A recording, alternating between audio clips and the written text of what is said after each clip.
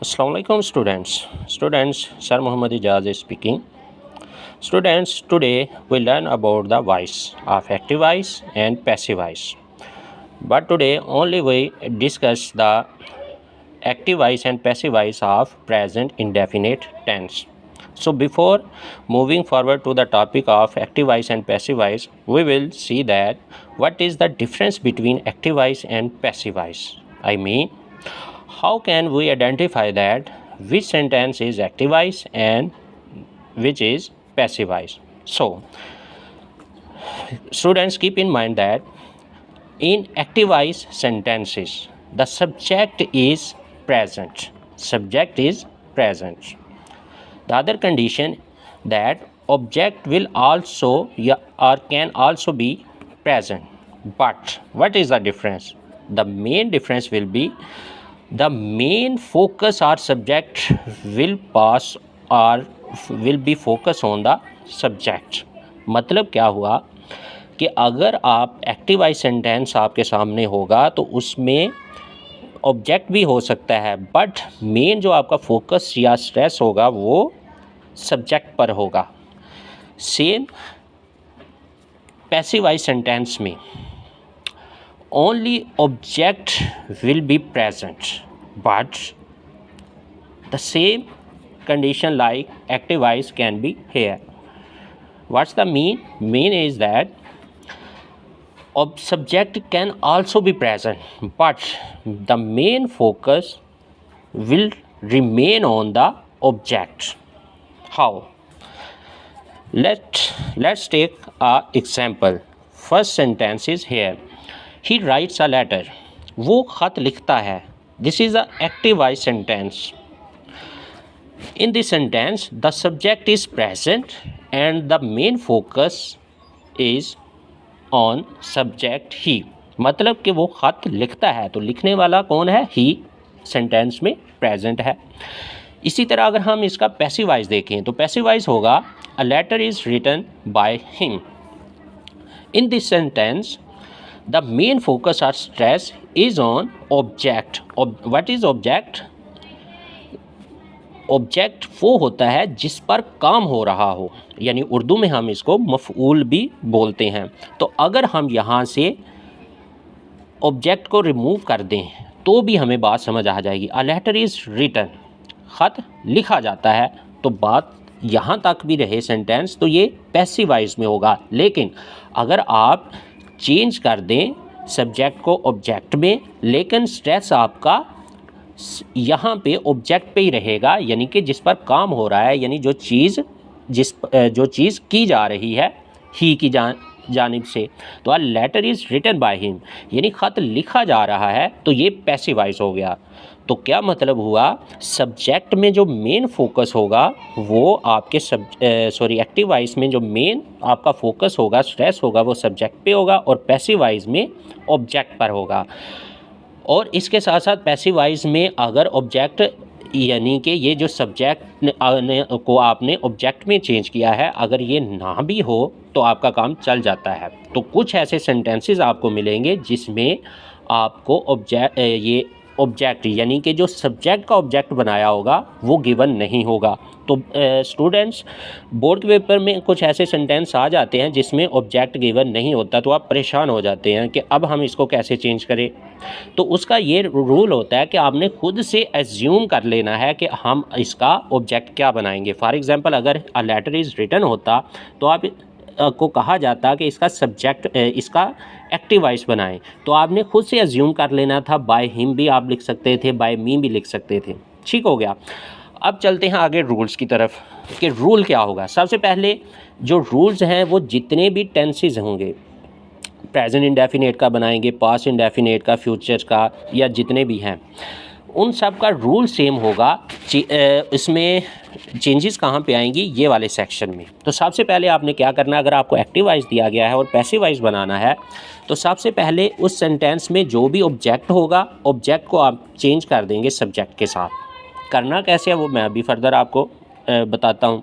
उसके बाद चेंजेस, ये जो चेंजेस होंगी ये हर सेंटेंस की, यानी प्रेजेंट इंडेफिनेट में डिफरेंट चेंजेस करेंगे, प्रेजेंट कॉन्टीन्यूस में डिफरेंट होंगी, प्रेजेंट परफेक्ट में डिफरेंट। इसी तरह जितने भी टेंसेस के हम पैसिव वॉइस में चेंज करेंगे यहाँ पे डिफरेंस आता रहेगा, बाकी ये जो चेंजेस होंगी वो सेम रहेंगी। तो सब फर्स्ट ऑफ ऑल हम ऑब्जेक्ट को सब्जेक्ट में चेंज करेंगे, फिर चेंजेस, और उसके बाद हम वर्ब की थर्ड फॉर्म और बाय लगाएंगे। स्टूडेंट्स इस चीज़ को जहन में रखना है कि हमेशा पैसिव वॉइस में जो वर्ब की फॉर्म होगी वो थर्ड फॉर्म होगी, और उसके बाद हम सब्जेक्ट को ऑब्जेक्ट में चेंज कर देंगे। अब हम एग्जांपल लेते हैं और समझते हैं कि जो रूल्स आपको बताए गए हैं इनको अप्लाई कैसे करना है। स्टूडेंट्स फर्स्ट ऑफ ऑल देखिए, एग्जांपल है शी सेल्स एग्स। तो ये टेंस कौन सा हुआ? प्रेजेंट इंडेफिनिट टेंस का है। जैसे कि आप टेंसेस पढ़ चुके हैं तो यहाँ से हमें आइडिया हो गया कि ये टेंस जो है ये टेंस है प्रेजेंट इंडेफिनिट का। अब इसको हमने चेंज कैसे करना है?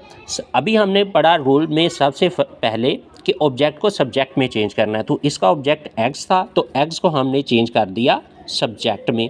ये देखें, इसकी यानी कि पोजीशन चेंज कर दी।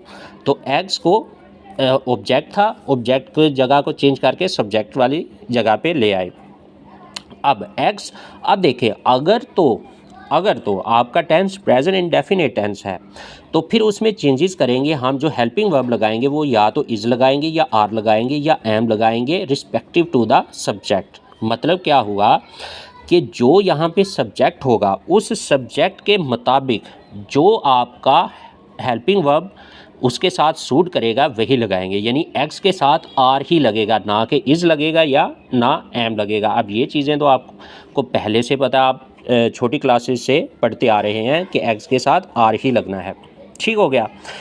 तो सबसे पहले हमने ऑब्जेक्ट को सब्जेक्ट में चेंज किया, उसके बाद हमने हेल्पिंग वर्ब आर लगा दिया। ये चेंजेस हो गई आर। अब थर्ड था वर्ब की third form plus by.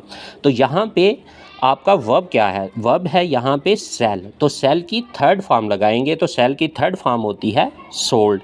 Third form लगा दी, उसके साथ हमने बाय लगा दिया। अब लास्ट स्टेप क्या है? सब्जेक्ट को ऑब्जेक्ट बनाना है। तो इसमें सब्जेक्ट क्या है? शी। तो शी को हमने ऑब्जेक्ट बना दिया हर। अब यहाँ पे जस्ट पोजीशन आपने चेंज नहीं करनी। देखें, सब्जेक्ट को हम ऑब्जेक्ट में लेके आ रहे हैं, तो इट्स मीन कि जब ऑब्जेक्ट वाली जगह पे रखेंगे यानी पोजीशन चेंज करेंगे तो आप उसका ऑब्जेक्टिव केस लगाएंगे, यानी कि शी का ऑब्जेक्टिव केस हर होगा। तो ये केसेस आपने पढ़े होंगे लाजमन 8 क्लास में। ठीक हो गया। तो अगर हम ऑब्जेक्ट को सब्जेक्ट पर लेके जाएंगे तो उसी तरह सब्जेक्टिव केस लगेगा, और अगर सब्जेक्ट को ऑब्जेक्ट पे लेके जाएंगे उसकी पोजीशन पे तो वो उसी तरह उसका ऑब्जेक्टिव केस लगेगा। नेक्स्ट, अब हम इसका नेगेटिव देखते हैं। जैसे एक सेंटेंस है दे डोंट पनिश अस। तो यहाँ पे नेगेटिव सेंटेंस, लेकिन टेंस कौन सा है? टेंस आपका प्रेजेंट इंडेफिनिट का ही है। कैसे पता चला? डू के यूज़ से। तो इसमें क्या करना है? सेम रूल वही होगा, बस हमने यहाँ पे नॉट लगा देना और कुछ भी चेंजेस नहीं करनी। तो चलते हैं, दे डोंट पनिश अस। तो सबसे पहले हम देखेंगे कि इसमें ऑब्जेक्ट क्या है। ऑब्जेक्ट इसमें अस है, तो अस को हम चेंज कर देंगे सब्जेक्ट के साथ। अब देखिए यहाँ पे केस कौन सा है? यानी ऑब्जेक्टिव केस है। तो ऑब्जेक्टिव केस को हमने सब्जेक्ट की पोजीशन पे लेके आना है। तो जब सब्जेक्ट की पोजीशन पे लेके आना है तो अस का केस भी सब्जेक्टिव केस लगेगा। तो अस का सब्जेक्टिव केस होगा वी। ठीक हो गया। तो वी के साथ क्या लगेगा? इस लगेगा, आर लगेगा या एम लगेगा? डेफिनेटली आर लगेगा, तो वी आर लगाएंगे। चूँकि अब ये एक्टिव वॉइस जो था हमारे पास ये नेगेटिव में था यानी नॉट था, तो नॉट हम एज़ यूजुअल ऐसे ही लगा देंगे। उसके बाद वर्ब की थर्ड फॉर्म, तो पनिश की थर्ड फॉर्म पनिश, साथ में बाय, और फिर सब्जेक्ट को ऑब्जेक्ट में चेंज करना है। तो सेम इसी तरह दे का जो है वो क्या होगा? ऑब्जेक्टिव केस देम होगा। तो इस तरह इसकी भी स्ट्रक्चर कंप्लीट हो जाएगी। अब रह गया इंटेरोगेटिव। अब इंटेरोगेटिव में क्या होता है कि आपका जो हेल्पिंग वर्ब्स होता है या कोई मॉडल वर्ब होगा वो सब्जेक्ट से पहले आ जाता है। तो यहाँ पे चूँकि हम प्रेजेंट इंडेफिनिट को डिस्कस कर रहे हैं तो यहाँ सबसे पहले डस लगा है, तो इट्स मीन कि ये हमारे पास प्रेजेंट इंडेफिनिट का है। तो डस शी कुक फूड। तो अब इसको कैसे हम चेंज करेंगे पैसिव वॉइस में? तो सबसे पहले हम क्या करेंगे, अगर आपको डायरेक्ट समझ ना आए कि यहाँ पे आपने कौन सा हेल्पिंग वर्ब लगाना है, तो आपने इस जगह को स्किप कर देना है थोड़ी देर के लिए और डायरेक्ट आपने फर्स्ट रूल पे आ जाना है। फर्स्ट रूल क्या है, ऑब्जेक्ट को सब्जेक्ट में चेंज करने का। तो फूड, चूँकि फूड है तो इसने तो इसका तो वो केस नहीं बनेगा ना, जैसे हमने वी का किया, दे का किया है ना, तो इसको फूड को फूड ही आ जाएगा। तो फूड का इधर फूड लिख लिया सब्जेक्ट की जगह। अब अगर ये नेगेटिव या अफर्मेटिव सेंटेंस होता तो इसके बाद आना था आपका हेल्पिंग वर्ब। अब चूँकि ये इंटेरोगेटिव है और इसका आपको पता है कि इंटेरोगेटिव सेंटेंसेस में क्या होता है कि जो हेल्पिंग वर्ब होगा वो आपके सब्जेक्ट से पहले आ जाएगा। ठीक हो गया। तो अब फूड के साथ आप देखें क्या लगेगा, इज़ लगेगा, आर लगेगा या एम, तो डेफिनेटली इज़ प्लेस होगा। तो अब चूँकि इंटेरोगेटिव है तो इस बजाय फूड के बाद आने के हम पहले इसको प्लेस कर देंगे। ठीक हो गया स्टूडेंट्स। तो इज़ फूड, बाकी कंडीशन वही रहेगी, चेंजेस हो गई। उसके बाद वर्ब की थर्ड फॉर्म और बाय, तो थर्ड फॉर्म कुक की कुक्ड, बाय का बाय, और सब्जेक्ट को ऑब्जेक्ट में चेंज कर देंगे। तो इसका सब्जेक्ट क्या है, शी है। तो शी को जब हम ऑब्जेक्ट में चेंज करेंगे तो इसकी ऑब्जेक्टिव केस लगेगी। तो शी की ऑब्जेक्टिव केस क्या होगी, हर। ठीक हो गया। तो इस तरह आपका ये स्ट्रक्चर जो है ये कंप्लीट हो जाएगा। तो स्टूडेंट्स होपफुली एक्टिव वाइज क्या होता है, पैसिव वाइज क्या होता है, और उनको हम आइडेंटिफाई कैसे कर सकते हैं, और उसके साथ साथ प्रेजेंट इंडेफिनेट टेंस के आज हमने एक्टिव वाइज को चेंज किया पैसिव वाइज में। तो इसकी आपने प्रैक्टिस करनी है। प्रैक्टिस कैसे करनी है कि आपकी जो कंपोजिशन की बुक में एक्सरसाइज है उसमें आइडेंटिफाई करने हैं, काउंट करने हैं कि कितने आपके एक्टिव वाइज जो हैं वो प्रेजेंट इंडेफिनिट टेंस के हैं, और वो सारे के सारे आपने एक अपने नीट रजिस्टर में उसको पैसिव वाइज में चेंज कर देना है। बाकी मैं आपको रिटन फॉर्म में वो सेंटेंस लिख के भी भेज देता हूँ। शुक्रिया।